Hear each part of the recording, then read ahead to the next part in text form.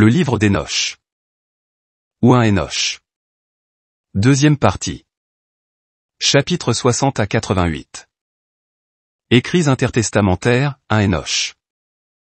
C'est pour plusieurs raisons que ce livre d'Hénoch ne fait plus partie du canon des Écritures. Cependant les croyants doivent savoir, que ce n'est qu'en 364 lors du concile de Laodicée canon 60, qu'il fut décidé de bannir le livre d'Hénoch pour la raison qu'il n'existait à cette époque qu'un texte en éthiopien comparable à aucun autre et donc sujet au doute, ce qui n'est plus le cas aujourd'hui. Citation du livre d'Hénoch, plainsfeu.org. Citation du livre d'Hénoch dans des différents livres de la Bible. Genèse 5.22 à 24, Or Hénoch, après qu'il eut engendré Mathusalem, vécut agréable au Tout-Puissant durant 200 ans, et il engendra des fils et des filles. Et tous les jours d'Hénoch formèrent 365 ans, Hénoch vécut agréable au Tout-Puissant, ensuite personne ne le vit plus, parce que le Tout-Puissant l'avait transféré. Une chronique 1.3, Hénoch, Mathusalem, Larnec, Noé. Ésaïe 49.6 Et il a dit, c'est peu que tu sois mon serviteur, pour relever les tribus de Jacob et pour ramener les restes d'Israël, je fais de toi la lumière des nations, pour que mon salut parvienne jusqu'au bout de la terre. Luc 4.18 L'Esprit du Tout-Puissant est sur moi, c'est pourquoi il m'a oint pour annoncer l'évangile aux pauvres, il m'a envoyé pour guérir ceux qui ont le cœur brisé. Note. Le principe des jours, littéralement, la tête des jours. On comprend d'ordinaire cette expression comme synonyme de « l'ancien des jours » de Daniel 7.9, mais « tête » peut signifier au sens figuré l'origine ou la somme. Le personnage ainsi désigné correspond de toute façon au vieillard de Daniel 7.9. Vision de Noé. Chapitre 60. L'an 500, le 7e mois, le 14 du mois, dans la vie d'Hénoch en 7 paraboles, j'ai vu le ciel des cieux trembler d'un grand tremblement et l'armée du Très-Haut et les anges par milliers de milliers et myriades de myriades s'agiter d'une grande agitation. Le principe des jours siégeait sur son trône de gloire, et les anges et les justes se tenaient autour de lui. Un grand frisson m'a saisi, la terreur s'est emparée de moi, mes flancs ont ployé, mes reins ont cédé, et je suis tombé sur le visage. Michael envoya un second ange d'entre les saints, et il m'a relevé. Et quand il m'eut relevé, je suis revenu à moi, car je n'avais pu supporter le spectacle de cette armée, de cette agitation et du tremblement du ciel. Michael m'a dit, que signifie le spectacle d'une pareille agitation? C'est que jusqu'aujourd'hui c'était le temps de la clémence, le Tout-Puissant a été clément et lent à la colère envers les habitants de l'Aride. Mais quand viendra le jour, alors viendront, l'armée, le châtiment et le jugement préparés par le Tout-Puissant des esprits pour ceux qui ne s'inclinent pas devant le juste jugement, pour ceux qui nient le juste jugement et pour ceux qui prennent son nom en vain. Ce jour a été préparé comme jour d'alliance pour les élus et d'examen pour les pécheurs. Léviathan et Bémoth. C'est ce jour-là qu'ont été séparés les deux dragons, le dragon femelle, appelé Léviathan, destiné à habiter l'abîme de la mer, au-dessus des sources. Et le dragon mâle, appelé Bémoth, qui occupe avec son poitrail le désert désolé appelé Dandin, 6, à l'est du jardin qu'habitent les élus et les justes, et, où avait été transporté mon aïeul, le 7e, homme, depuis Adam, premier humain créé par le Tout-Puissant des esprits. J'ai demandé au second ange de me montrer la puissance de ces dragons et, de me dire, comment ils avaient été séparés en un seul jour et précipités, l'un dans l'abîme de la mer, l'autre sur la terre, aride du désert. Il m'a répondu, fils d'homme. Ici tu veux connaître ce qui est secret. Secret de la création. Le second ange, celui qui m'accompagnait et me montrait les arcanes, m'a dit le principe et la fin, de ce qui est, dans le ciel, dans sa hauteur, en dessous de l'aride, dans la profondeur, aux extrémités du ciel et dans les fondations de la terre du ciel. Il m'a montré, les réservoirs des vents, m'a dit, comment les vents sont répartis, comment on dispose et numérote les orifices des vents, chacun d'après la force du vent et la luminosité de la lune, avec une autorité équitable. Il m'a montré, les divisions, du temps régies par, les astres, chacune par son nom, et, m'a dit comment, s'opère chaque division. Il m'a montré, les tonnerres, quand ils tombent, il se produit toujours une séparation, telle que l'éclair lui, d'abord, et que l'on entend peu après ce qui le suit. C'est que le tonnerre a des lieux de repos, il lui est permis de patienter pour, faire entendre, sa voix, mais le tonnerre et l'éclair ne sont pas dissociés l'un de l'autre. Tous deux sont mus par un même esprit et ne sont pas dissociés. De fait, quand l'éclair lui, le tonnerre donne de la voix, mais alors l'esprit met une pause et une division juste entre eux, le réservoir de leur temps est de sable, et l'un et l'autre sont tenus en bride, ramenés par la force de l'esprit et dirigés ainsi selon la multitude des régions terrestres. L'esprit de la mer est mâle et vigoureux. La vigueur de la mer est telle que, le Tout-Puissant, le conduit par une bride. C'est ainsi que la mer est dirigée et disséminée par toutes les montagnes de la terre. L'esprit de la neige est un ange, du Tout-Puissant, l'esprit de la grêle est un ange favorable. L'esprit du gel est apaisé par la puissance, du Tout-Puissant, il a un ange pour lui seul, ce qui en monte ressemble à une fumée et se nomme le frima. L'esprit de la nuée ne partage pas leur réservoir, mais il en a un pour lui seul, car sa venue est pleine de majesté, dans la lumière et dans les ténèbres, en hiver et en été. Celui qui la rassemble est un ange. L'esprit de la rosée a sa demeure aux extrémités du ciel, il est adjoint au réservoir de la pluie, la rosée, arrive en hiver et en été, son nuage est associé à la nuée, en sorte que l'un donne à l'autre. Quand l'esprit de la pluie quitte son réservoir, les anges viennent ouvrir le réservoir et la font sortir. Quand elle se répand sur toute l'aride, elle s'unit à l'eau qui est sur l'aride et quand elle s'unit, en tout temps, à l'eau qui est sur l'aride. En effet, les eaux sont destinées aux habitants de l'aride, parce que l'alimentation de l'aride procède du Très-Haut qui est dans le ciel. C'est pourquoi il y a une mesure de la pluie, et des anges l'ont en charge. Voilà tout ce que j'ai vu, jusqu'au jardin des justes. Fin de la révélation sur Bémoth et Léviathan. L'ange de paix qui m'accompagnait m'a donc répondu, ces deux dragons sont préparés pour le grand jour du Tout-Puissant et nourriront. Châtiment des impies. Quand le châtiment du Tout-Puissant des esprits se posera sur eux, il se posera de manière à ce que le châtiment du Tout-Puissant des esprits ne vienne pas en vain, il fera mourir les enfants avec leur mère, les fils avec leur père. Ensuite viendra le jugement, selon la grâce et la patience, du Tout-Puissant. Le jugement des justes par l'élu. Chapitre 61. En ce temps-là, je l'ai vu, on aura donné aux anges de longs cordeaux. Ils auront pris des ailes pour s'envoler en direction du nord. J'ai demandé à l'ange, pourquoi ceux-ci ont-ils pris des cordeaux et s'en sont-ils allés? Il m'a répondu, ils sont allés mesurer. L'ange qui m'accompagnait m'a dit, encore, ceux-ci apportent pour les justes les mesures des justes et les toises des justes, afin qu'ils s'appuient pour toujours sur le nom du Tout-Puissant des esprits. Et les élus commenceront à habiter avec les élus. Ce sont les mesures données à la fidélité, elles affermiront la justice. Ces mesures révéleront tout ce qui est caché au fond de la terre, ceux qui ont péri victimes du désert, ceux qui ont été engloutis par les fauves, ceux qui ont été engloutis par les poissons de la mer. Ainsi ils reviendront et se tiendront fermes au jour de l'élu. Car rien ne disparaît devant le Tout-Puissant des esprits, rien ne peut disparaître.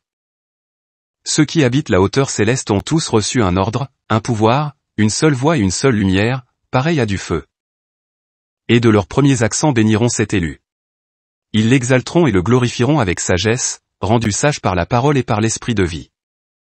Le Tout-Puissant des esprits aura placé l'élu de gloire, et il jugera toute l'œuvre des saints dans la hauteur céleste et pèsera leur œuvre à la balance. Quand il lèvera son visage pour juger leur conduite secrète, selon ce qu'a dit le nom du Tout-Puissant des esprits. Et la trace de leurs pas sur la voie du juste jugement du Tout-Puissant des esprits, tous prendront la parole, d'une seule voix, pour bénir, glorifier, exalter et sanctifier le nom du Tout-Puissant des esprits. Elle criera aussi, toute l'armée des cieux, ainsi que tous les saints dans la hauteur, l'armée du Tout-Puissant, les chérubins, les séraphins, les ophanimes, tous les anges de puissance, tous les anges des dominations, l'élu et toutes les puissances, dans la terre et les eaux. Ce jour-là, ils élèveront ensemble la voix, pour bénir, glorifier, exalter, dans un esprit de foi, un esprit de sagesse, un esprit de patience, un esprit de clémence, un esprit de justice et de paix, un esprit de douceur, et ils diront tous d'une même voix, béni, béni soit le nom du Tout-Puissant des esprits, éternellement et à jamais. Tous ceux qui ne dorment pas en haut du ciel le béniront, tous les saints qui sont dans le ciel le béniront. Tous les élus habitant le jardin de vie, le béniront. Tout esprit de lumière, capable de bénir, glorifier, exalter et sanctifier ton nom béni, et toute chair, de ses forces accrues, glorifieront et béniront ton nom, éternellement. Car grande est la clémence du Tout-Puissant des esprits, il est lent à la colère. Et toute son œuvre, tout ce qu'il a fait, il l'a révélé aux justes et aux élus. Au nom du Tout-Puissant des esprits. Jugement des rois et des grands. Chapitre 62. Voici l'ordre du Tout-Puissant aux rois, aux puissants, aux grands et aux habitants de la terre. Ouvrez vos yeux, élevez vos cornes.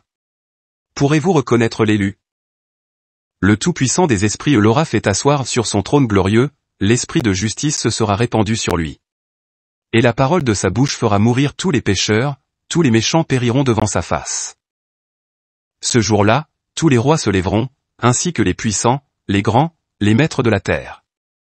Ils le verront et sauront qu'il siège sur son trône glorieux. Devant lui sera rendue la justice. Et aucune parole vaine ne sera prononcée devant lui.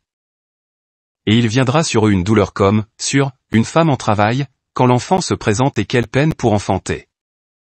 Une moitié d'entre eux regardera l'autre moitié, et ils seront consternés, la tête basse, en proie à la douleur. Quand ils verront ce Fils d'homme s'asseoir sur son trône glorieux. Les rois, les puissants, tous les maîtres de la terre béniront, glorifieront, exalteront le détenteur de tous les secrets. Car, dès l'origine, le Fils d'homme a été tenu caché, le Très-Haut l'a gardé par devers sa puissance. Mais il l'a révélé aux élus. La communauté des élus et des saints sera semée, et tous les élus se tiendront devant lui en ce jour. Tous les rois, les puissants, les grands et les maîtres de l'Aride tomberont devant lui, face contre terre. Ils se prosterneront et mettront leur espoir en ce Fils d'homme, ils le supplieront et lui demanderont grâce. Mais le Tout-Puissant des esprits, lui-même, les frappera d'épouvantés, si bien qu'ils se hâteront de fuir sa présence, la honte sur le front, les ténèbres sur la face. Les anges s'empareront d'eux, en châtiment, pour venger sur eux les coups qu'ils ont infligés à ses enfants et à ses élus. Et ils serviront de spectacle aux justes et à ses élus qui se réjouiront de voir la colère du Tout-Puissant des esprits s'appesantir sur eux et son glaive s'enivrer de leur sang. Les justes et les élus seront sauvés ce jour-là, et ne verront plus dès lors le visage des pécheurs et des méchants. Le Tout-Puissant des esprits demeurera sur eux, et c'est en compagnie de ce Fils d'homme qu'ils mangeront. Se coucheront et se lèveront, pour toujours. Les justes et les élus seront relevés de terre, ayant cessé de baisser le visage, et revêtus d'un vêtement de gloire. Que ce soit là votre vêtement, le vêtement de la vie que donne le Tout-Puissant des esprits. Vos vêtements ne s'useront pas, et votre gloire n'aura pas de fin, devant le Tout-Puissant des esprits. Remords et vaines supplications des coupables. Chapitre 63. En ce temps-là, les puissants et les rois maîtres de l'Aride supplieront les anges du châtiment, auxquels ils auront été livrés, de leur accorder un peu de repos afin de se prosterner devant le Tout-Puissant des esprits, de l'adorer et de confesser leurs péchés devant lui. Ils le béniront et le glorifieront en disant, « Béni soit le Tout-Puissant des esprits, le Tout-Puissant des rois, le Tout-Puissant des puissants, le Tout-Puissant des riches, le Tout-Puissant de gloire, le Tout-Puissant de sagesse. Ta puissance resplendit en tout ce qui est caché, de génération en génération, et ta gloire est éternelle. Tous tes mystères sont profonds et innombrables. Ta justice est incommensurable. Maintenant, nous savons qu'il nous faut glorifier et bénir le Tout-Puissant des rois, celui qui règne sur tous les rois. Ils diront aussi, si seulement nous avions eu un délai pour glorifier, louer et confesser la foi devant ta gloire. Maintenant nous sollicitons un bref sursis et nous ne l'obtenons pas. Nous sommes pourchassés, nous ne tenons plus rien. La lumière s'est éloignée de nous, et les ténèbres sont notre demeure éternelle. Parce que nous n'avons pas confessé la foi devant le Tout-Puissant des esprits, nous n'avons pas glorifié son nom. Mais notre espérance était en notre sceptre et en notre gloire. Au jour où nous endurons la peine et l'angoisse, pas de salut pour nous. Pas même un sursis pour confesser la foi. C'est que notre Tout-Puissant est constant dans toute son œuvre, sa sentence et sa justice, et sa sentence ne fait point exception de personne. Nous disparaissons devant lui pour prix de nos œuvres, et tout notre péché a été exactement compté. Ils leur diront alors, notre âme s'est repue de bien mal acquis, mais cela ne nous empêchera pas de descendre du sein de l'abondance dans la rigueur du Shéol. Ensuite, leur face se couvrira de ténèbres et de honte, en présence de ce Fils d'homme.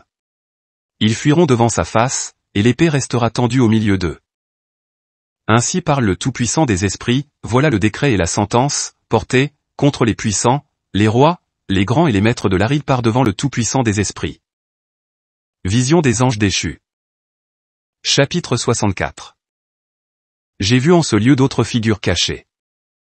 J'ai entendu l'ange dire, ce sont les anges qui sont descendus sur la terre, qui ont révélé les mystères aux humains et les ont induits à pécher.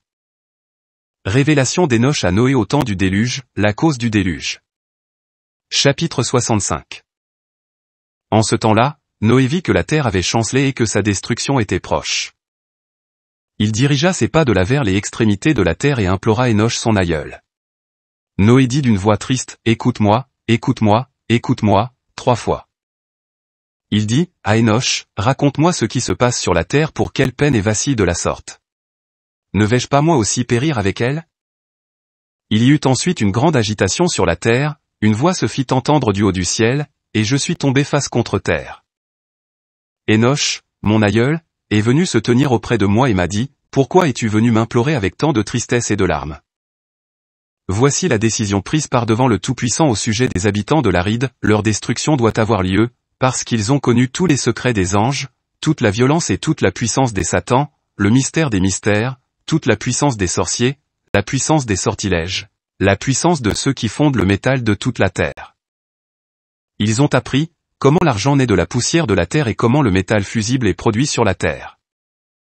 Car le plomb et l'étain ne naissent pas de la terre comme le premier, métal, c'est une source qui leur donne naissance, un ange s'y tient, et cet ange éparpille, le minerai. Énoch annonce le salut de Noé.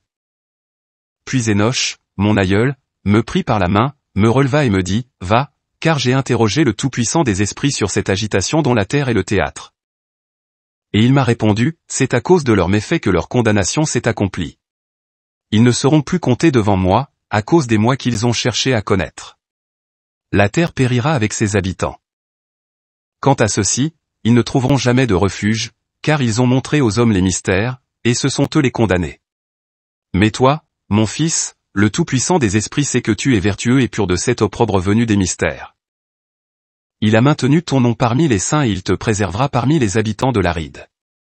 Il a maintenu ta descendance légitime pour en faire des rois et pour de grands honneurs, et de ta descendance sortira une source de justes et de saints innombrables, pour l'éternité. Chapitre 66. Puis il m'a montré les anges du châtiment prêts à venir déchaîner toute la puissance des eaux souterraines pour la condamnation et la perdition de tous les habitants de l'Aride. Le Tout-Puissant des esprits avait ordonné aux anges qui sortaient de ne pas lever la main, mais d'être attentifs, car ces anges avaient été préposés à la puissance des eaux. Et je me suis retiré de devant Énoch. Le Tout-Puissant annonce le salut de Noé. Chapitre 67. En ce temps-là, la parole du Tout-Puissant me fut adressée. Il me dit, Noé. Ton lot est monté auprès de moi, un lot exempt d'opprobre, un lot d'amour et de rectitude. Maintenant, les anges vont travailler le bois, et quand ils auront achevé, l'arche, je mettrai ma main sur elle pour la garder. Il en proviendra une semence de vie, et un changement se produira, afin que l'Aride ne demeure point nue. J'affermirai ta race devant moi pour les siècles des siècles. Je disséminerai ceux qui habitent avec toi. Je n'enverrai plus d'épreuves sur la face de l'Aride, mais, ta race, sera bénie et se multipliera sur l'Aride, au nom du Tout-Puissant. Le châtiment des anges sera celui des rois, les sources thermales.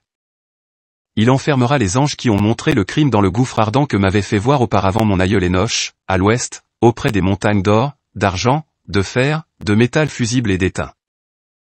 J'ai vu ce gouffre, où régnait une grande agitation, et l'agitation des eaux. Quand tout cela a été créé, le métal en fusion et l'agitation, des anges, ont produit en cet endroit une odeur de soufre qui s'est mêlée aux eaux. Le gouffre où se trouvent les anges séducteurs brûle au-dessous de cette terre. Et de ces abîmes viennent des fleuves de feu où sont suppliciés les anges qui ont séduit les habitants de l'Aride. En ce temps-là, les eaux, qui servaient, aux rois, aux puissants, aux grands et aux habitants de l'Aride de remède corporel, leur serviront de châtiment spirituel. Leur esprit s'emplissait de volupté, aussi seront-ils châtiés dans leur chair, car ils ont renié le Tout-Puissant des esprits. Ils voyaient leur châtiment quotidien et ne confessaient pas son nom. Aussi fort que la brûlure de leur chair est le changement, qui s'opérera, pour leur esprit, au siècle des siècles, car il n'est personne qui prononce de paroles vaines devant le Tout-Puissant des esprits. Oui, le jugement viendra sur eux, pour avoir cru en la volupté de leur chair et renié l'esprit du Tout-Puissant.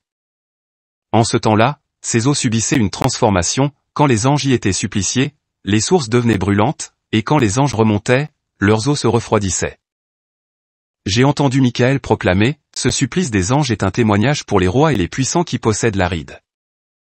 L'eau du supplice des anges leur sert à guérir et à flatter leur chair, mais ils ne voient pas et ne croient pas que ces eaux se transformeront pour devenir un feu brûlant éternellement. Chapitre 68. Après cela, mon aïeul Énoch a mis pour moi dans un livre l'explication des mystères, ainsi que les visions symboliques qui lui avaient été accordées. Il les a jointes pour moi au livre des paraboles. Réflexion de Michaël sur le supplice des anges. Ce jour-là, Michael prit la parole et dit à Raphaël, « La force de l'esprit me transporte et me remplit de colère devant la rigueur du châtiment infligé à la divulgation des mystères. Ce supplice, qui pourra l'endurer, tant est sévère la peine exercée et devant laquelle il fonde ?» Michael dit encore à Raphaël, qui n'en aurait le cœur endolori et n'aurait les reins troublés par cette sentence de bannissement, prononcée, contre ceux qu'on a ainsi bannis. Mais quand il se fut tenu devant le Tout-Puissant des esprits, Michael déclara à Raphaël, « Je ne prendrai pas leur parti aux yeux du Tout-Puissant. » En effet, le Tout-Puissant des esprits s'est irrité contre eux parce qu'ils ont agi à l'instar du Tout-Puissant. C'est pourquoi ils subiront tout ce qui est préparé, en secret pour l'éternité. Ni un ange, ni un homme ne recevra ce sort, eux seuls recevront leur peine pour l'éternité. Chapitre 69. Mais après cette condamnation, ils continueront à faire trembler et à provoquer les habitants de l'Aride, parce qu'ils leur ont montré tout cela. Nom et fonction des anges déchus. Voici les noms de ces anges, le premier d'entre eux est Semiasa, Shemeasa, le deuxième est Artakifa, le troisième est Armen, le quatrième est Kokabiel, le cinquième est Tourouel, le sixième est Roumaël, le septième est Daniel, le huitième est Nekaël, le neuvième est Barakel, le dixième est Azazel, le onzième est Armaro, le douzième est Batarial, le treizième est Bazaël, le quatorzième est Anaël, le quinzième est Tourel, le seizième est Simipéziel, le dix-septième est Yétrel, le dix-huitième est Toumaël, le dix-neuvième est Touriel, le vingtième est Roumaël, le vingt-et-unième est Azazel. Et voici quels sont les chefs des anges, et leurs noms, leurs centurions, leurs commandants de cinquantaine et leurs décurions.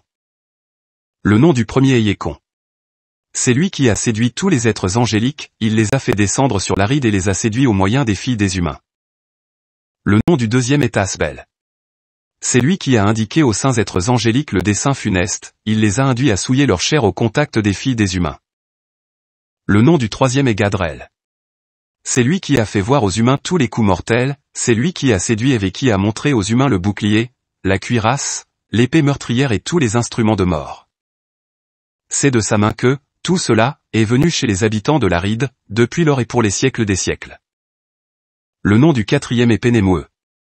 C'est lui qui a enseigné aux humains la mer et le doux et qui leur a montré tous les secrets de leur science.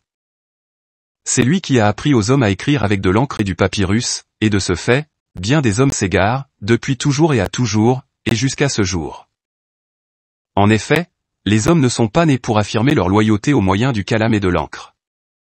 L'homme n'a pas été créé autrement que les anges, il a été créé, pour demeurer pur et juste, et la mort qui corrompt toutes choses les aurait épargnés, mais leurs connaissances les font périr, et c'est à cause de ce pouvoir que, la mort, me dévore. Le nom du cinquième est Kasdeyae. C'est lui qui a montré aux humains tous les coups funestes des esprits et des démons, les pratiques abortives, la morsure des bêtes, le coup qui frappe à midi, enfant de la bête appelée, mal. Le pacte des anges est le nom garant de la stabilité du monde. Ceci est le chiffre de Kasbel, initiateur du pacte, qu'il a indiqué aux saints, alors qu'il habitait en haut, dans le ciel, son nom est Bika.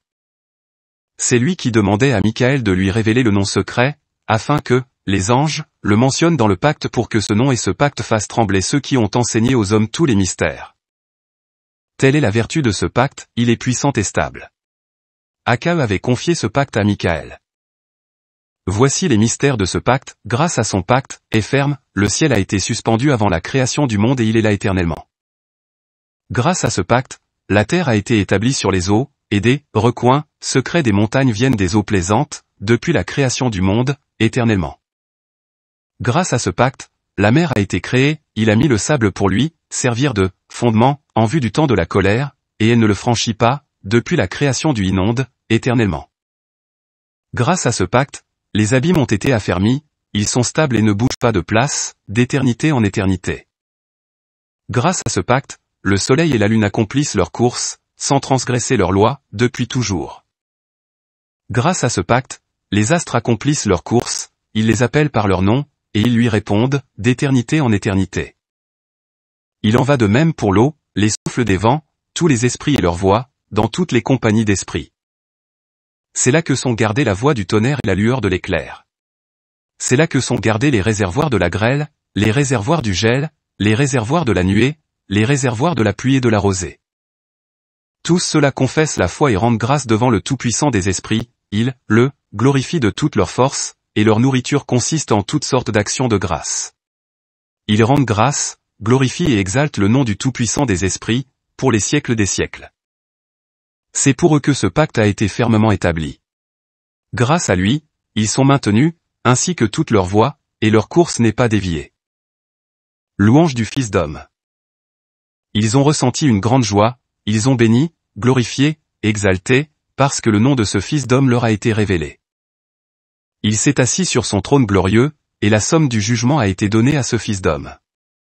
Il fera disparaître les pécheurs de la face de la terre et les livrera à la corruption, avec ceux qui ont égaré le monde. Ils seront enchaînés, enfermés dans leur prison de corruption, et toute leur œuvre disparaîtra de la face de la terre. Dès lors, il n'y aura plus rien de corruptible, car ce Fils d'homme sera apparu et se sera assis sur son trône glorieux. Tout mal disparaîtra de la face de la terre et s'en ira. Ils parleront à ce Fils d'homme, et il subsistera devant le Tout-Puissant des esprits. Ici, s'achève, la troisième, parabole, d'Enoch. Conclusion du livre des paraboles. L'Assomption d'Enoch. Chapitre 70. Ensuite, il arriva que le nom de ce Fils d'homme fut élevé vivant auprès du Tout-Puissant des esprits, et retiré, d'entre les habitants de l'Aride. Il fut élevé sur le char du vent, et son nom fut retiré d'entre eux. Depuis ce jour, je n'ai plus été compté parmi eux. Il m'a placé entre deux points cardinaux, entre le nord et l'ouest, là où les anges avaient porté les cordeaux afin de mesurer pour moi le domaine, destiné, aux élus et aux justes. Là j'ai vu les patriarches et les justes qui depuis toujours demeurent en cet endroit. Chapitre 71. La montée d'Enoch vers le séjour du Tout-Puissant. Ensuite, il arriva que mon âme fut enlevée et élevée dans les cieux. J'ai vu les saints êtres angéliques marcher sur des flammes de feu, tout revêtus de blanc et le visage brillant comme du cristal. J'ai vu deux fleuves de feu dont la lumière avait l'éclat de l'hyacinthe et je me suis prosterné devant le Tout-Puissant des esprits. Michael, un des saints anges, m'a pris la main droite, il m'a relevé et m'a conduit vers tous les mystères. Il m'a montré tous les mystères de miséricorde, il m'a montré tous les mystères de justice. Il m'a montré tous les mystères des extrémités du ciel, tous les réservoirs des astres et de tous les luminaires, les lieux d'où ils sortent, en présence des saints. Il a enlevé mon esprit à moi Enoch au plus haut des cieux. Et là j'ai vu, dans cette lumière, un édifice fait de blocs de glace et au milieu des blocs, des langues de feu vivant. Mon esprit a vu ce qui entourait ce palais de feu, l'entourant sur les quatre côtés, des fleuves remplis de feu vivant. Tout autour, les séraphins, les chérubins, les ophanimes, ce sont ceux qui ne dorment pas et gardent son trône glorieux. J'ai vu des anges innombrables entourer ce palais, des milliers de milliers, des myriades de myriades. Et Michael, Raphaël, Gabriel et Phanuel, les saints anges du haut du ciel, y entraient et en sortaient. Michael, Raphaël, Gabriel et Phanuel, ainsi qu'une foule innombrable de saints anges, sortirent de ce palais. Le principe des jours était avec eux. Sa tête avait la blancheur et la pureté de la laine, ainsi que son vêtement indescriptible. Je suis tombé sur le visage, le corps alangui, l'esprit transformé, et j'ai crié à pleine voix. D'un souffle puissant, j'ai béni, glorifié, exalté. Et les bénédictions sorties de ma bouche ont été agréables à ce principe des jours. L'investiture d'Enoch. Le principe des jours est venu avec Michael, Raphaël, Gabriel, Phanuel et les milliers et les myriades des anges innombrables.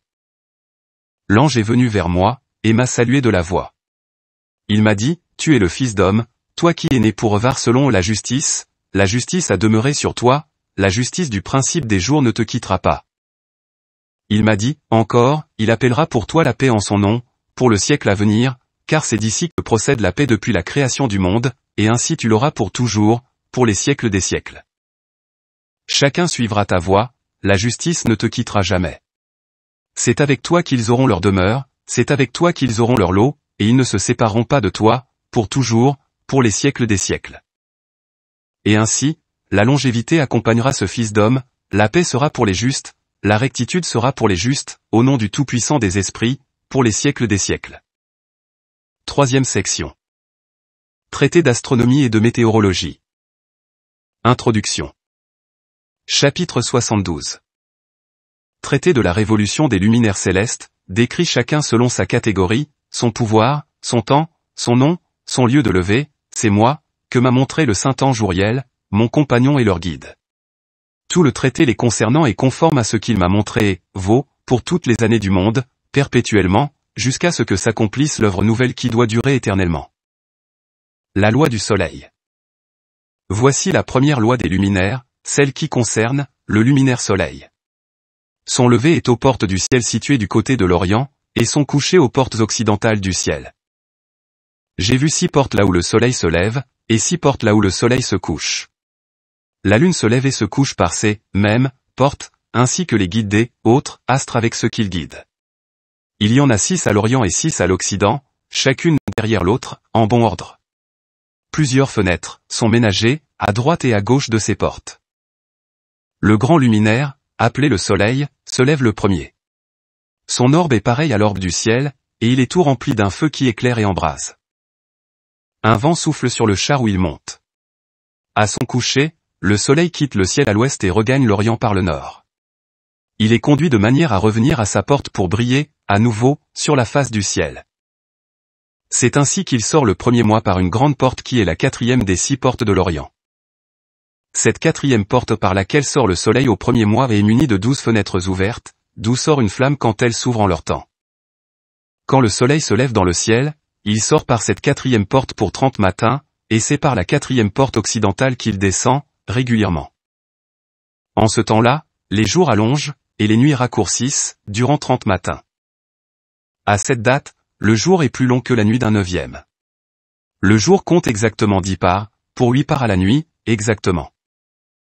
Le soleil sort par cette 4e porte et se couche par la 4e porte de l'Occident, mais il revient à la 5e porte de l'Orient. Pour 30 matins, il sort par cette porte et se couche par la 5e porte de l'Occident. Alors, le jour est plus long de 2 parts, il compte 11 parts, tandis que la nuit raccourcit et compte 7 parts. Puis il revient à l'est et entre par la 6e porte. Il en sort et se couche par la 6e porte occidentale, pour 31 matins, en vertu du signe de celle-ci. À cette date, le jour est plus long que la nuit, il en est le double, le jour compte 12 parts, la nuit raccourcit et compte 6 parts. Puis le soleil s'élève de manière à ce que le jour raccourcisse et que la nuit allonge.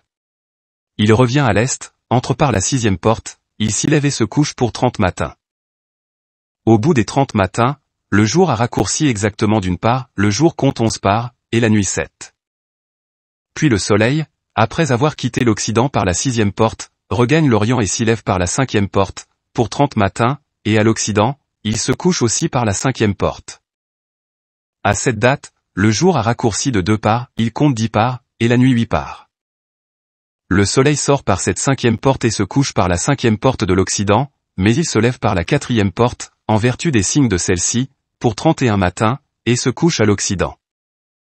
À cette date, le jour est égal à la nuit, le jour compte 9 parts et la nuit également. Puis le soleil, après être sorti par cette porte et s'être couché à l'Occident, regagne les et y sort par la 3e porte, pour 30 matins, et il se couche aussi à l'Occident par la 3e porte. À cette date, la nuit devient plus longue que le jour, les nuits allongent, et les jours raccourcissent pendant 30 matins. La nuit comporte exactement 10 parts, et le jour 8 parts. Le soleil sort par cette 3e porte et se couche par la 3e porte de l'Occident, mais quand il revient à l'Orient, il sort par la 2e porte orientale, pour 30 matins. De même, il se couche par la 2e porte, à l'Occident du ciel.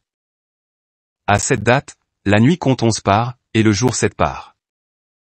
À cette date, le soleil sort par cette 2e porte, il se couche aussi à l'Occident par la 2e porte, puis il revient à l'Orient, à la 1re porte, pour 31 matins, et il se couche par la 1re porte, à l'Occident du ciel. À cette date, la nuit est la plus longue, elle est le double du jour, la nuit compte exactement 12 parts, et le jour 6 parts. Le soleil a, alors, accompli ses apparitions. Il revient maintenant sur elle. Il entre par cette porte pendant 30 matins et se couche à l'Occident par celle lui qui correspond. À cette date, la nuit a diminué de longueur d'un 9e, la nuit compte 11 parts, et le jour 7 parts. En revenant, le soleil entre par la 2e porte de l'Orient. Pendant 30 matins, il se lève et se couche. À cette date, la nuit diminue, elle compte 10 parts, et le jour 8 parts. À cette date, le soleil sort par cette 2e porte, se couche à l'ouest, revient à l'Orient, se lève par la troisième porte pour 31 matin et va se coucher à l'occident du ciel. À cette date, la nuit raccourcie, elle compte 9 parts, et le jour 9 parts. Le jour est égal à la nuit. L'année est exactement de 364 jours. La longueur des jours et des nuits et leur brièveté sont différenciées par la course du soleil. C'est pour cette raison que les jours allongent et que les nuits diminuent. Telles sont la loi du soleil, sa course et son retour, quand ce grand luminaire, appelé soleil, entre et sort 60 fois, par chacune des 6 portes de l'Orient et de l'Occident, éternellement. Ce qui sort, c'est ce grand luminaire, il est nommé selon son apparence, comme l'a ordonné le Tout-Puissant. Tel il sort, tel il entre, il ne diminue pas et ne se repose pas, mais circule le jour et la nuit. Sa lumière est le septuple de celle de la lune, mais les dimensions des deux luminaires sont égales. Première loi de la lune, ses phases. Chapitre 73. Après cette loi, j'ai vu une seconde loi, concernant le petit luminaire, appelé lune. Son orbe est pareil à l'orbe du ciel, un vent souffle sur le char qu'elle emprunte, mais la lumière lui est mesurée. Chaque mois, elle change de lieu de lever et de coucher, et ses jours sont pareils à ceux du soleil. Quand elle est également répartie, sa lumière est le 7e de celle du soleil. Voici comment elle brille, son commencement est ce qui apparaît du côté de l'Orient, le 30e jour. C'est à cette date qu'elle devient visible, et cela vous sert à compter le début du mois, le 30e jour. Elle sort, avec le soleil, à la porte de sortie du soleil. Ou bien, son quartier apparaît pour un 7e, tout le disque lunaire étant dépourvu de lumière sauf un 7e de quartier, la 14e partie de sa lumière, totale. Le jour où elle prend un 7e de quartier de lumière, sa lumière devient un 7e et demi, de sa lumière totale. Ou bien, elle se couche avec le soleil et se lève avec lui en, ne prenant, qu'une demi-part de lumière cette nuit-là, à son lever, au commencement du jour lunaire, et elle se couche avec le soleil. Cette nuit-là, elle demeure obscure pour 6/7 et un demi-7e, de quartier. À cette date, elle se lève, avec, exactement un 7e, de quartier, et elle s'incline à partir de l'Orient. Les autres jours, elle s'éclaire, successivement, à 6, plus, 7 parties. Seconde loi de la lune, le cycle des mois. Chapitre 74. J'ai vu un autre cycle et la loi qui le régit. C'est en vertu de cette loi que, la lune, accomplit le cycle des mois. Tout cela m'a été montré par le saint ange Uriel qui est leur guide à tous. J'ai décrit leur position comme il me l'a montré, leurs mois tels qu'ils sont et le spectacle de leur lumière jusqu'à ce que soit accompli le 15e jour. C'est par 7e que la lune parfait son illumination à sa croissance, et par 7e qu'elle parfait son obscurcissement à son déclin. À des mois déterminés, elle change ses couchers, et à des mois déterminés, elle parcourt ses propres étapes une à une. Pendant 2 mois, elle se couche avec le soleil par les 2 portes centrales, la 3e et la 4e porte. Elle sort pendant 7 jours, elle fait le tout et revient par la porte de sortie du soleil, elle parfait, alors, son illumination, puis elle s'incline, plus loin, du soleil et entre pendant 8 jours par la 6e porte de sortie du soleil. Quand le soleil sort par la 4e porte, elle, sort pendant 7 jours, jusqu'à ce qu'elle sorte par la 5e et, de nouveau, elle revient pendant 7 jours par la 4e porte et parfait son illumination. Elle s'incline et entre par la première porte pendant 8 jours. De nouveau, elle revient pendant 7 jours par la 4e porte de sortie du soleil. C'est ainsi que j'ai vu leur position, comment se lèvent les lunes et se couche le soleil à ces dates. L'année solaire et l'année lunaire. Si, on totalise, les jours de 5 années, le soleil gagne 30 jours, sur 5 années lunaires, et tous les jours, excédentaires, reviennent à chacune des 5 années, qui fait à plein 364 jours. L'excédent des jours pour le soleil et les astres atteint 6 jours, 5 ans à 6 jours font 30 jours. C'est le déficit de la lune sur le soleil et les astres. Le soleil et les astres produisent des années exactes, conformes entièrement à leur position, éternellement, sans avance ni retard d'un seul jour. Ils changent l'année avec une exactitude rigoureuse. Chaque année est de 364 jours. Soit, pour 3 ans, 1092 jours, pour 5 ans, 1820 jours, si bien que 8 ans comptent 2912 jours. Pour la lune seule, le total des jours de 3 années atteint 1062 jours, et pour 5 ans, elle perd, sur le soleil, 50 jours car on ajoute au total 1062 jours. 5 années, lunaires, font 1770 jours, si bien que 8 années lunaires comptent 2832 jours. Puisque 80 jours manquent pour 8 années, le total des jours manquants sur 8 années est de 80.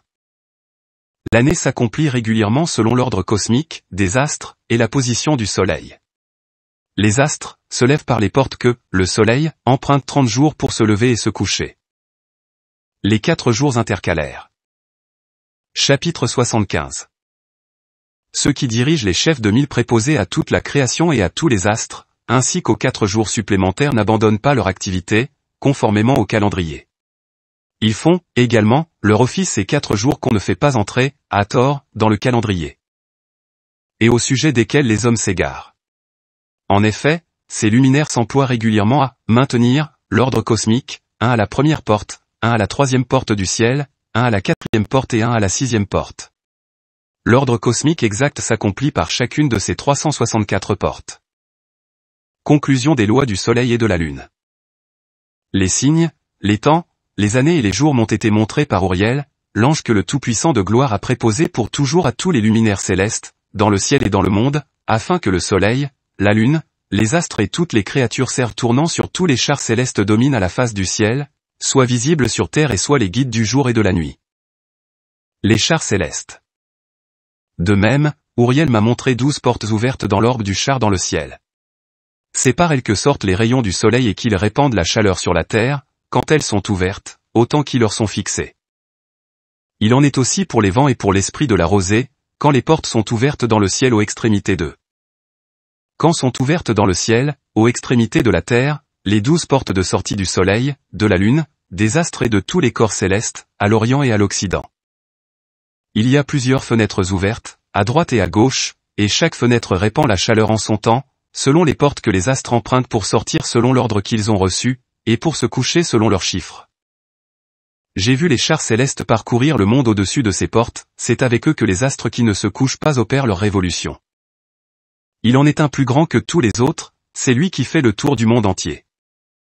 Les portes des vents. Chapitre 76. Aux extrémités de la terre, j'ai vu 12 portes ouvertes pour tous les vents, c'est par elles que sortent les vents qui vont souffler sur la terre. 3 d'entre elles sont ouvertes à l'avant du ciel, 3 à l'occident, 3 à droite du ciel et 3 à gauche. Autrement dit, les 3 premières sont du côté de l'est, les 3 suivantes du côté du nord, les 3 suivantes du côté du sud, les 3 suivantes à l'ouest. Par 4 de ces portes sortent des vents chargés d'assainir et de vivifier la terre et par les 8 autres, des vents de châtiment, quand ils sont envoyés, ils ravagent la terre entière, les eaux et tout ce qui s'y trouve, ceux qui croient, fleurit et pullule dans les eaux et sur l'aride. En premier, le vent appelé oriental sort par la première de ces portes, celle qui est du côté de l'est, s'inclinant vers le sud. Il en provient la dévastation, la sécheresse, la chaleur et la ruine.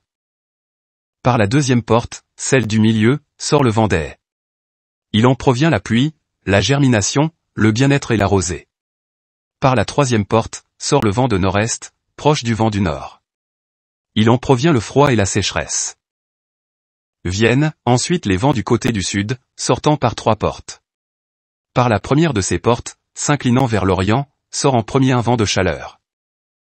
Par la porte voisine, celle du milieu, sortent ce qu'on appelle le vent austral, la rosée, la pluie, le bien-être et la vie. Par la troisième porte, celle qui est du côté de l'occident sortent la rosée, la pluie, les sauterelles et la désolation. Viennent, ensuite les vents du côté du nord, appelés mer. Par la septième porte, celle qui est du côté de l'orient. Il en provient la rosée, la pluie, les sauterelles et la désolation. De la porte du milieu sortent, tout, droit la vie, la pluie, la rosée, le bien-être. Par la troisième porte, celle qui est du côté de l'occident, il en provient le brouillard, le gel, la neige, la pluie, la rosée et les sauterelles. Viennent, ensuite les vents du côté de l'ouest. Par la première porte, celle qui est du côté du nord, et il en provient la rosée, le gel, le froid, la neige et le frimas. De la porte du milieu sortent la rosée, la pluie, le bien-être et la bénédiction. Par la dernière porte, celle qui est du côté du sud, il en provient la sécheresse, la désolation, la canicule et la ruine. C'en est fini des 12 portes des 4 vents du ciel, j'en ai reçu la liste complète et l'explication, et je te l'ai montré, ô mon fils Mathusalem. Les 4 points cardinaux.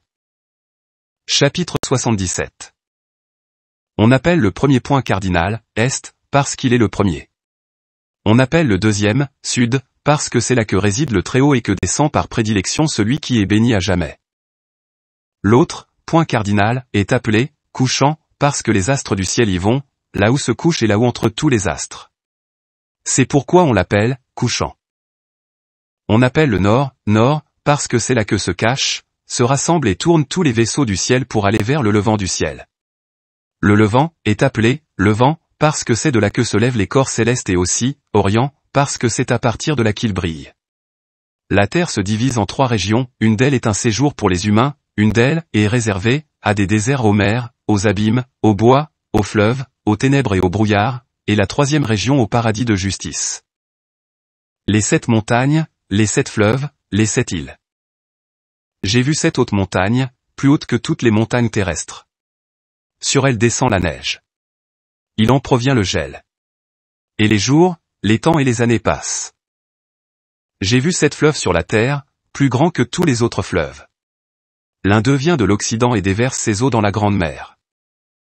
2 autres viennent du nord jusqu'à la mer et déversent leurs eaux dans la mer Rouge de l'Orient. Les 4 qui restent sortent du côté du nord et vont jusqu'à leur mer, 2 jusqu'à la mer Rouge, et 2 dans la grande mer, d'autres disent dans le désert. J'ai vu 7 grandes îles dans la mer et dans les terres, 2 dans les terres, et 5 dans la grande mer. Les noms du soleil et de la lune. Chapitre 78. Voici les noms du soleil, le premier est Oriaré et le second Thomas. La lune a 4 noms, le premier est Azonia, le deuxième Abla, le troisième Benazé et le 4e Erae. Ce sont les 2 grands luminaires, leur orbe est pareille à celle du ciel, et leurs disques sont d'égale dimension. Dans le disque du soleil sont ajoutées 7 parts de lumière si on compare à la lune. À celle-ci, la lumière est mesurée jusqu'à ce qu'elle atteigne le 7e de celle du soleil. Ils se couchent en entrant par les portes occidentales, reviennent par le nord et sortent en avant du ciel par les portes orientales. Nouvel énoncé de la loi de la lune. Quand la lune se lève, il en apparaît dans le ciel la 14e partie, de la lumière si, ajoute, chaque jour, et elle atteint sa pleine luminosité le 14e jour. Ou bien, il est mis en elle 15 parts de lumière, en sorte qu'elle atteint sa pleine luminosité le 15e jour, selon le signe de l'année. Les lunaisons se constituent par moitié de 7e. À son décroît, elle se réduit le premier jour à 14 parties de sa lumière, le lendemain, elle se réduit à 13 parties de lumière, le 3e jour, elle se réduit à 12, le 4e à 11, le 5e, elle se réduit à 10, le 6e, elle se réduit à 9 parties, le 7e, elle se réduit à 8 parties, le 8e, elle se réduit à 7, le 9e, elle se réduit à 6, le 10e, elle se réduit à 5, le 11e, elle se réduit à 4, le 12e, elle se réduit à 3, le 13e, elle se réduit à 2, le 14e, elle se réduit à un 14e de sa lumière totale, et le 15e jour, ce qui reste de toute sa lumière, disparaît. Pour certains mois, la lunaison est de 29 jours, mais il en est de 28. Ouriel m'a fait voir un autre calcul, à quel moment la lumière est mise dans la lune, et par où elle lui est mise à partir du soleil. Tout le temps que la lune progresse, la lumière lui est projetée en face du soleil, pendant 14 jours. Sa luminosité est alors accomplie. Quand elle est tout entière embrassée, elle atteint sa pleine luminosité dans le ciel. Le premier jour, elle est appelée « nouvelle lune », parce que ce jour-là, la lumière se lève sur elle. Elle est pleine exactement au moment où le soleil descend à l'ouest et où elle se lève à l'orient, à la nuit, la lune brille toute la nuit, jusqu'au lever du soleil en face d'elle, la lune apparaît, donc, en face du soleil.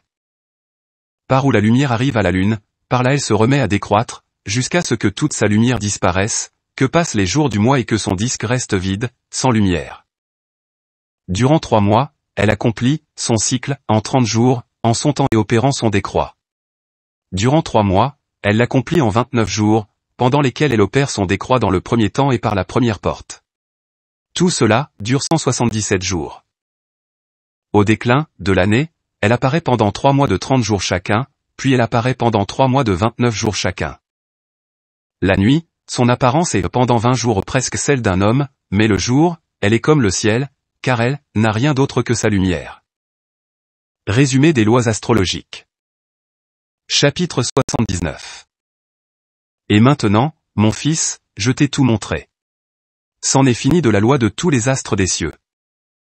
On m'a montré toutes leurs lois, pour chaque jour, pour chaque temps soumis à l'autorité, pour chaque année, quand elle décline selon le lieu où l'astre se couche, selon l'ordre, pour chaque mois et pour chaque semaine. On m'a montré, le décroît de la lune s'opérant à la 6e porte. C'est en effet à cette porte qu'elle atteint sa pleine luminosité, et c'est là qu'est le début de son décroît. On m'a montré, le décroît qui s'opère à la 1re porte, en son temps, jusqu'à ce que soit accompli 177 jours, soit 25 semaines et 2 jours. Il manque, donc, par rapport au soleil et selon l'ordonnance des astres exactement 5 jours pour une seule période, de 6 mois, quand est parfaite la position que tu vois. Tels sont le spectacle et l'image de chaque luminaire. Uriel, le grand ange qui les guide, me les a montrés. La perturbation des mouvements célestes sous le signe du péché. Chapitre 80. En ce temps-là, l'ange Uriel m'a parlé en ces termes, « Voilà, je t'ai tout montré, ô Enoch. Je t'ai tout révélé, pour que tu vois ce soleil, cette lune, ceux qui guident les astres du ciel et tous ceux qui les font tourner, leur œuvre, leur temps et leur lieu de sortie. Mais au temps des pécheurs, les saisons pluvieuses seront abrégées, leurs semailles viendront en retard, sur la terre et dans les champs. Tout le travail qui se fait sur la terre sera bouleversé et n'apparaîtra plus en son temps. La pluie sera retenue, le ciel l'arrêtera.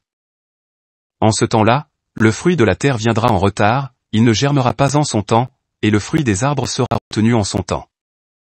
La lune changera sa loi et n'apparaîtra plus en son temps. En ce temps-là, le ciel sera visible, et la famine viendra à la traîne d'un grand char, à l'Occident. Le ciel brillera plus qu'il n'est régulier. Plusieurs chefs des astres violeront la règle et bouleverseront leur trajet et leur œuvre. Ils n'apparaîtront plus au temps qui leur ont été fixés. Toute l'ordonnance des astres se cachera aux pécheurs. La pensée des habitants de la terre errera à leur sujet. Et ils se détourneront de toutes leurs voies. Ils erreront, et des astres se feront des dieux. Mais les maux se multiplieront contre eux, et le châtiment viendra sur eux pour tout détruire. Les tablettes célestes et la mission d'Enoch. Chapitre 81. Il m'a dit encore, regarde, Enoch, ces tablettes célestes, lis ce qui y est écrit et apprends en tout le détail. J'ai regardé les tablettes célestes, j'ai lu tout ce qui était écrit et j'ai tout appris.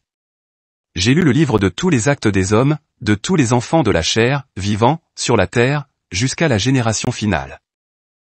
Alors, j'ai béni le Tout-Puissant, le Grand, le Roi de gloire, pour l'éternité, pour avoir fait tout l'ouvrage du monde. J'ai loué le Tout-Puissant pour sa patience, je l'ai béni pour les enfants d'Adam. Puis j'ai dit, bienheureux l'homme qui meurt juste et probe, contre lequel n'a été tenu aucun registre de mes faits, pour être présenté au jour du jugement. Et les 7 saints m'ont conduit. Ils m'ont déposé sur terre, devant la porte de ma maison, et ils m'ont dit, fais connaître à ton fils Mathusalem et montre à tous tes enfants que nul être de chair n'est juste devant le Tout-Puissant, car c'est lui qui les a créés.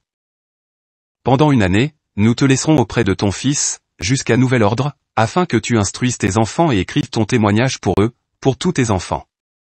L'année suivante, on te retirera d'entre eux. Que ton cœur soit ferme, car les probes annonceront aux probes la justice. Le juste se réjouira avec le juste, et ils se salueront.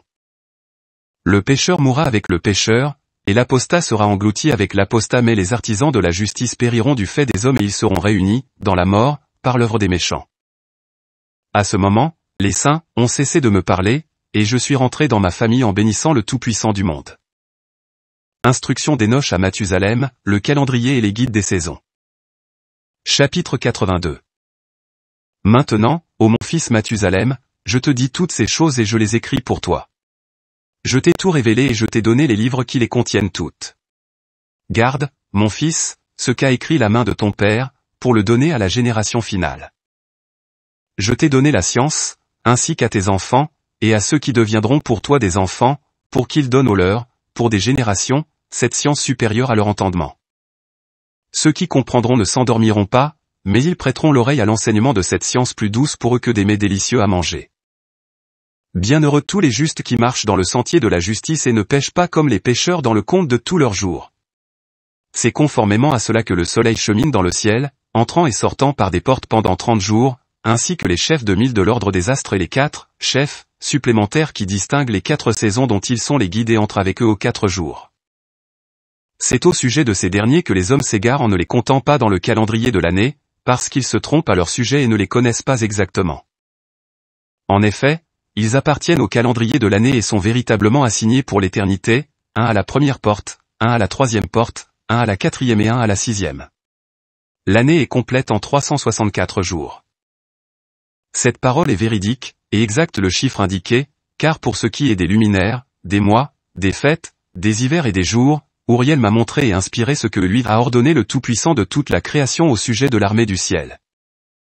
Il a autorité sur la nuit et sur le jour, dans le ciel, pour que le soleil, la lune, les astres et toutes les puissances célestes qui reviennent avec leurs disques fassent apparaître la lumière sur les hommes. Telle est la loi des astres qui se couchent en leur lieu et en leur temps, leurs fêtes, leurs mois, selon leurs signes. Et voici les noms de ceux qui les dirigent, de ceux qui les gardent et entrent en leur temps, qui les dirigent sur leur position, selon leurs lois, à leurs époques et à leurs mois, selon leur pouvoir et dans leurs stations. Entrent d'abord les 4 guides qui distinguent les 4 saisons, puis les 12 guides des ordres qui distinguent les mois. Les 360 jours ont des chefs de 1000 qui les séparent, et les 4 jours supplémentaires sont accompagnés par les guides qui séparent les 4 saisons. Les chefs de 1000 se placent entre chaque guide, 2 jours, supplémentaires, et leur guide détermine la séparation. Voici les noms des guides séparant les 4 saisons établies, Milkiel, Elimelech, Mel-Eyal et Narel. Ceux qu'ils dirigent se nomment Adnarel, Liazuzael et Elomeel, ces 3-là suivent les guides des ordres qui suivent, eux-mêmes, les guides des stations séparant les 4 saisons. Au début de l'année, le premier qui se lève pour régner est Milkiel, appelé aussi Tamaénié, soleil. Le total des jours placés sous l'autorité qu'il exerce est de 91. Voici les signes saisonniers qui doivent apparaître sur la terre au temps de sa domination, la tiédeur, la chaleur, le calme, tous les arbres fructifient, le feuillage pousse sur tous les arbres, c'est le temps de la moisson de l'orge, des roses et de toutes les fleurs poussant dans la campagne, la végétation hivernale se dessèche. Et voici les noms des guides subordonnés, Berkael, Zelbezel. L'autre chef de 1000 qui vient en supplément se nomme Ilouyazef. C'en est fini du temps de domination de Milkiel. Le deuxième guide, venant après lui, est Elimelech, appelé Soleil brillant. Le total des jours où il lui est de 91. Voici les signes saisonniers, apparaissant, sur la terre, la température torride et la sécheresse, les arbres produisent leurs fruits mûrs, ils donnent leurs fruits mûrs et à point, les brebis sont accouplées et deviennent pleines, on récolte tout le fruit de la terre, tout ce qu'il y a dans les champs et, ce qui va, au pressoir. Tout cela, se passe sous sa domination. Et voici, par, leur nom et, dans, leur ordre, les guides des chefs de 1000, Jidaïal, Kéel et El. Le nom du chef de 1000 venant avec eux en supplément est Asfaël. C'en est fini du temps de domination de Elimelech. La rosée et la pluie descendent sur la terre, la semence, l'herbe de la terre et le bois. Le soleil sort et rentre, c'est l'hiver, et tous leurs arbres voient leur feuillage se dessécher, à l'exception des 14 arbres dont on ne voit pas se dessécher le feuillage, persistant. 4e section. Les songes visionnaires d'Enoch. Introduction. Chapitre 83. Maintenant, ô mon fils Mathusalem, je vais te montrer toutes les visions que j'ai vues, je vais les raconter devant toi. J'ai vu 2 visions avant de prendre femme, et la première ne ressemblait pas à la seconde. J'ai vu la première alors que j'apprenais à écrire, et la seconde avant d'épouser ta mère. Le premier songe d'Enoch. Vision du cataclysme. J'ai vu une vision terrible, et j'ai à ce propos imploré le Tout-Puissant. J'étais couché dans la maison de Mahalalel, mon aïeul. J'ai vu en vision le ciel se détacher, s'effondrer et s'abattre sur la terre. Et comme il s'abattait sur la terre, j'ai vu celle-ci s'engloutir dans un vaste abîme, les montagnes se suspendre aux montagnes, et les collines s'abîmer sur les collines. De grands arbres étaient abattus de leurs souches, s'écroulaient et sombraient dans l'abîme. Alors une parole est tombée dans ma bouche, et je me suis écrié, c'est la destruction de la terre. Mahalalel, mon aïeul, m'a fait lever, alors que j'étais couché auprès de lui, et il m'a dit, pourquoi cries-tu ainsi, mon enfant? Pourquoi gémis-tu ainsi? Je lui ai raconté toute la vision que j'avais vue, et il m'a dit, c'est une chose terrible que tu as vue, mon enfant, la vision de ton rêve est grave, ce sont, les mystères de tout le péché de la terre, elle est vouée à s'engloutir dans les abîmes et à subir une grande destruction. Maintenant, mon enfant, lève-toi et implore le Tout-Puissant de gloire, puisque tu es fidèle, de laisser subsister un reste sur la terre et de ne pas détruire tout entière. Ô mon enfant! C'est du ciel que tout cela viendra sur la terre, et il y aura sur terre une grande destruction. Alors je me suis levé, j'ai prié, imploré, supplié. J'ai mis ma prière par écrit pour la génération finale, et je vais tout te montrer, ô mon fils Mathusalem. Quand je suis sorti en bas et que j'ai vu le ciel, le soleil sortant à l'orient, la lune descendant à l'occident, quelques étoiles et toute la terre, tout ce qu'on avait connu au commencement, j'ai béni le Tout-Puissant du jugement et je, lui, ai rendu honneur, parce qu'il avait fait sortir le soleil des fenêtres de l'Orient, et il était monté, s'était levé en plein ciel et s'était mis en route pour parcourir la voie qui lui est montrée. Chapitre 84.